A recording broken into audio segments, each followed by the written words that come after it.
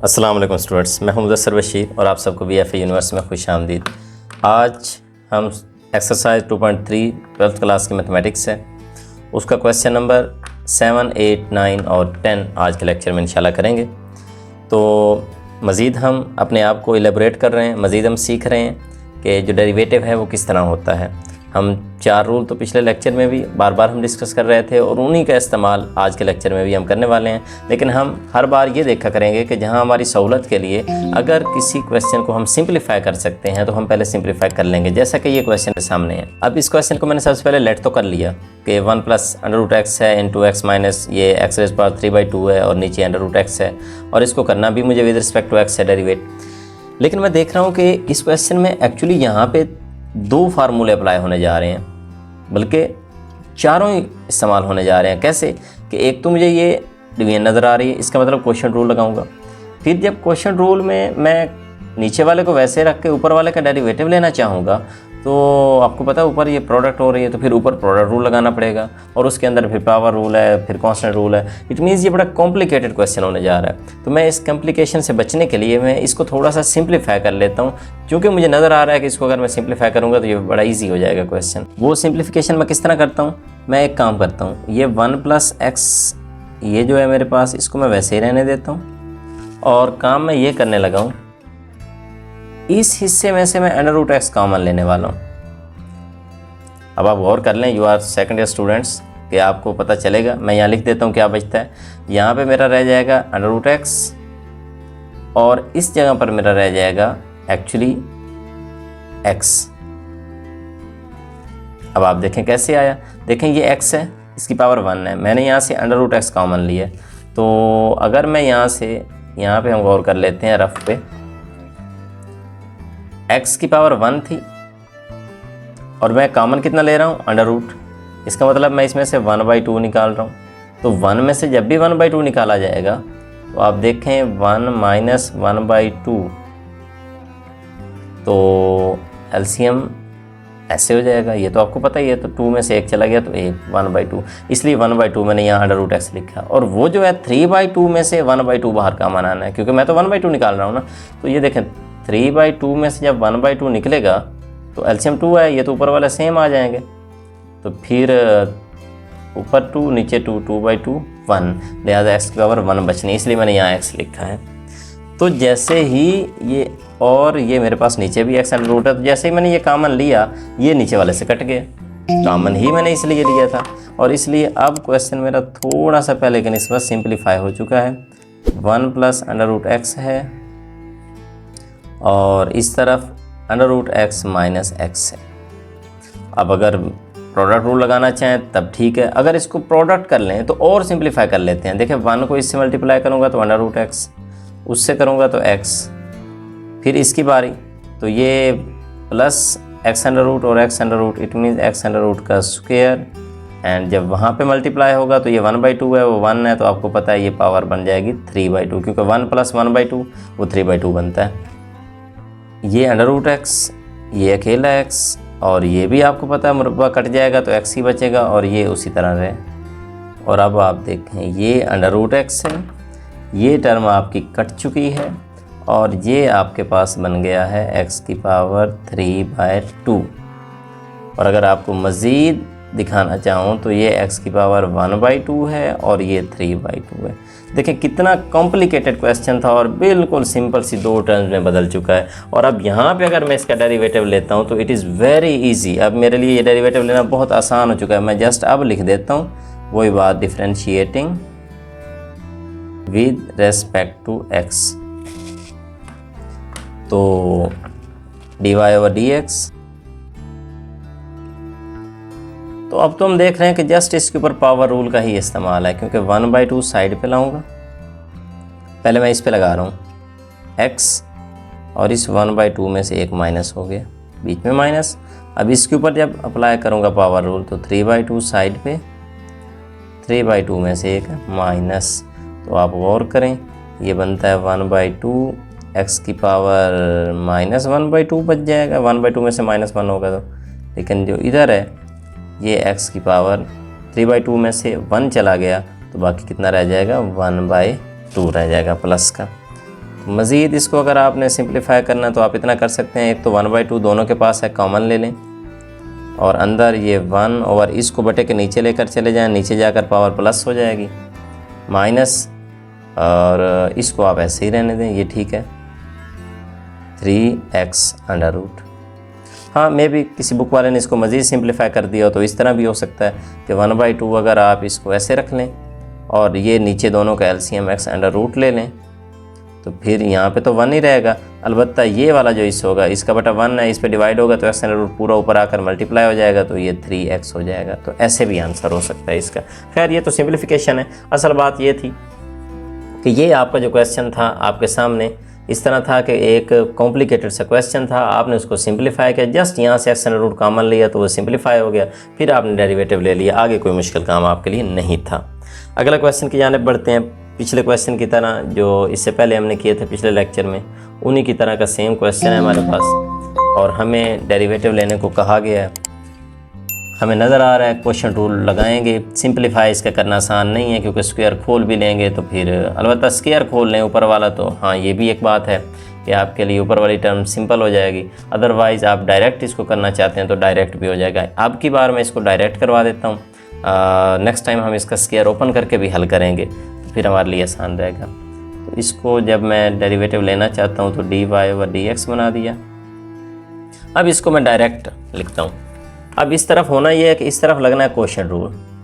तो question rule जब मुझे लगाना है तो मुझे ये करना है कि नीचे वाली जो भी टर्म है, मुझे इस नीचे वाली टर्म का सबसे पहले स्क्वायर लेना है। ये नीचे वाली टर्म स्क्वायर आ गया। अब अगले स्टेप में ये नीचे वाली वैसे ही मुझे यहाँ लिख देनी है। ये मैंने लिख दी, नीचे वाली लिख दी ऊपर, डॉट इस ऊपर वाले का मुझे डेरिवेटिव लेना है। अब ये बड़ा इंपॉर्टेंट नुक्ता है, इस ऊपर वाली का मुझे अब डेरिवेटिव लेना है क्योंकि नीचे वाली का स्क्वायर लगाकर वैसे लिख दिया। u और v का यही फार्मूला है, नीचे वाली का स्क्वायर, v ऊपर वैसे ही और u का डेरिवेटिव। अब इसके डेरिवेटिव पे गौर करें। अभी ये हम नया नया कर रहे हैं सवाल में, इसका डेरिवेटिव भी एक बार इस तरह की टर्म का डेरिवेटिव भी दिखा दूं कि कैसे आता है। देखें ये x² + 1 और होल का स्क्वायर है, ये गौर करें। ये पहले जो टर्म्स आ रही थी वो सिंपली ये थी, ऊपर पावर नहीं होती थी, 1 होती थी, 1 का तो प्रॉब्लम नहीं था, पावर 2 है। तो ये जो पावर है तो हमें अब पहले पावर रूल ही लगाना पड़ेगा। ये 2 सबसे पहले यहाँ से साइड पे आएगा, ये वाला 2 जो है, तो इस 2 को अगर मैं इधर लाऊंगा तो अंदर मेरे पास रह जाएगा इस 2 में से -1। पावर रूल के मुताबिक तो यही है कि पावर साइड पे आई और फिर पावर में से एक माइनस। और देन हमने वो 2.1, 2.2 के जितने क्वेश्चन किए और हर बार हमारा पावर रूल ये प्रूव हुआ था कि पावर रूल ये कहता है कि जब आप पावर ले आओ और पावर में से माइनस कर लो तो फिर अंदर वाली रकम का आपने डेरिवेटिव लेना है। तो अब अंदर वाली रकम का डेरिवेटिव अब जो है x² का 2x बनेगा और 1 का तो 0 बनता है, लिहाजा 2x हो गया। यानी कि अगर मैं ऐसे भी लिख देता, अंदर वाली रकम का 2 साइड पे x, 2 में से एक -1 होगा तो 2x ही बनेगा ये, और +1 का 0 तो 2x + 0 ऐसे लिख लूँ। चलो, तो अल्टीमेटली बनना यही है। तो इसका अब मैं यही करने लगा हूँ, नीचे वाले का स्क्वायर हो चुका, नीचे वाला वैसे ही ऊपर, ऊपर वाले का डेरिवेटिव लेना है। इस स्टेप पे मैं अभी वैसे ही लिख देता हूँ ताकि ये कहीं कोई परेशानी ना क्रिएट कर दे। तो माइनस, अब ऊपर वाली रकम वैसे ही लिखी जाएगी, x² + 1 इसका स्क्वायर और नीचे वाली रकम का डेरिवेटिव होगा। तो नीचे वाली रकम का डेरिवेटिव तो अब आपको पता ही है, तो सिंपल रकम है तो x² - 1 x² का 2x बनता है और -1 का 0 बनता है। तो ऐसे लिख देता हूँ। तो अब देखें इधर, अब गौर करते हैं कि ये x² - 1 होल स्क्वायर ये तो नीचे वाला हो गया, ये जो ऊपर वाला है उसी तरह लिखा गया, ठीक है। इसका अब डेरिवेटिव लेना है, जैसे अभी मैंने बताया, ये सबसे पहले 2 साइड पे आएगा, उसके बाद ये x² + 1 ऊपर वाले 2 में से एक निकल जाएगा तो बाकी 1 बचेगा, लिखने की ज़रूरत नहीं है। और अंदर वाले का डेरिवेटिव लूँगा तो x² का डेरिवेटिव आपको पता है 2x आता है, बीच में माइनस। आगे बढ़ता हूँ, x² + 1 होल स्क्वायर और यहाँ पे 2x। अब इसको अगर मैं देखूँ तो अब इसको सिंप्लीफाई करना है मुझे। सिंप्लीफाई करने के लिए ये है कि एक तो ये 3 टर्म्स हैं, ये 2 हैं, इन दोनों के पास 2x है, एक तो मैं 2x कॉमन ले सकता हूँ और x² + 1 इसके पास है, इसके पास डबल है लेकिन मैं एक x² + 1 भी कॉमन ले लेता हूँ। तो जैसे ही मैंने कॉमन लिया तो अब देखें ये 2x बाहर आ गया, x² + 1 भी आ गया, तो ये 2 × x² - 1 रह गया। माइनस इस हिस्से में से 2x तो कॉमन आ गया और x² + 1 एक टर्म तो बाहर आ चुकी है, तो एक टर्म यहाँ पे रह गई इस तरह। तो नीचे जो x² - 1 था ये उसी तरह होल स्क्वायर है, ये तो वैसे ही रहे। और इसके बाद हम अगली टर्म को नोट करते हैं कि अगली टर्म क्या है। नेक्स्ट टर्म ये है कि ये 2x × x² + 1 बाहर वाला तो वैसे ही रह गया, अलबत्ता यहाँ पे 2 मल्टीप्लाई हुआ तो 2x² - 2 बन गया और वो -x² -1 हो गया। नीचे x² - 1 जैसे है वैसे ही रह गया। अब इसको मज़ीद देखें तो हम देखते हैं कि ये ऊपर 2x × x² + 1 है और यहाँ पे गौर करें 2x² में से एक x² चला गया तो बाकी एक x² रह गया, -2 - 1 माइनस का 3 हो गया और ये नीचे x² - 1 इसका होल स्क्वायर हो गया। अब यहाँ से आगे ये मज़ीद सिंप्लीफाई नहीं हो सकता, तो बस यही हमारा आंसर है। आसान क्वेश्चन था, इसमें सिर्फ नई बात ये थी कि ये ऊपर वाली टर्म के ऊपर स्क्वायर था, तो जो कि फुल पावर थी तो मुझे फुल के ऊपर पहले पावर रूल लगाना पड़ा, फिर अंदर वाली टर्म का मैंने डेरिवेटिव ले लिया, तो फिर आगे तो क्वेश्चन आसान था, आगे कुछ नहीं था। अगले क्वेश्चन की जाने बढ़ते हैं। अब इस नेक्स्ट क्वेश्चन को देखें, ये क्वेश्चन तो फिर बड़ा आसान हो गया आपके लिए क्योंकि आपने इतने क्वेश्चन कर लिए हैं। तो इसमें भी वही क्वेश्चन रूल वाला क्वेश्चन है आपके पास, आपने लेट कर लिया, डिफ्रेंशिएट करना है हमने। नीचे वाली रकम का मैंने स्क्वायर ले लिया और नीचे वाली वैसे ही रख दी और ऊपर वाले का डेरिवेटिव। अब मैं डायरेक्ट कुछ काम करने जा रहा हूँ, चूँकि ऊपर वाली रकम का डेरिवेटिव अलग-अलग होगा तो इसका 2x बनेगा, उसका 0, तो ओनली 2x बनता है, मैंने लिख दिया। माइनस अब क्या होगा, अब ऊपर वाली वैसे ही रख के नीचे वाली का डेरिवेटिव होना v', तो नीचे वाली रकम पे भी गौर करें तो ये 2x हो जाएगा, वो 0 है, तो ओनली 2x इसका भी डेरिवेटिव आया। अब यहाँ से मैं 2x कॉमन भी ले सकता था लेकिन मैंने मल्टीप्लाई कर दिया क्योंकि आसान रहा, मुझे इतना मुश्किल नहीं लगा।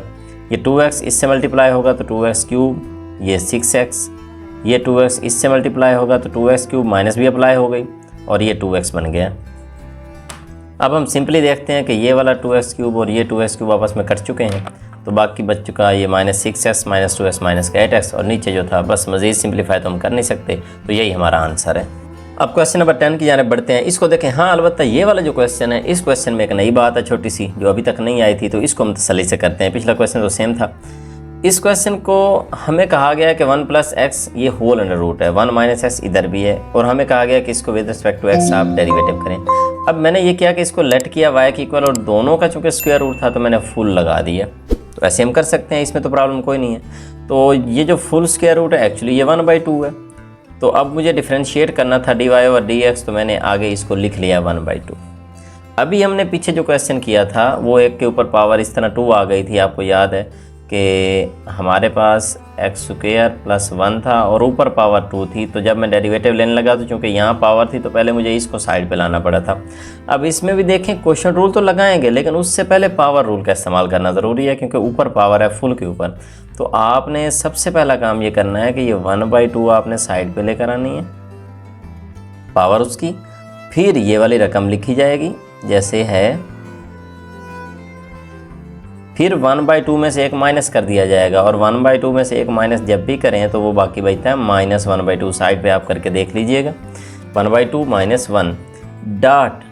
अब ये जो अंदर वाली रकम है इसका आगे डेरिवेटिव लेना है। तो इसका डेरिवेटिव कैसे होगा, इसका मतलब अंदर वाली रकम तो क्वोशंट रूल है।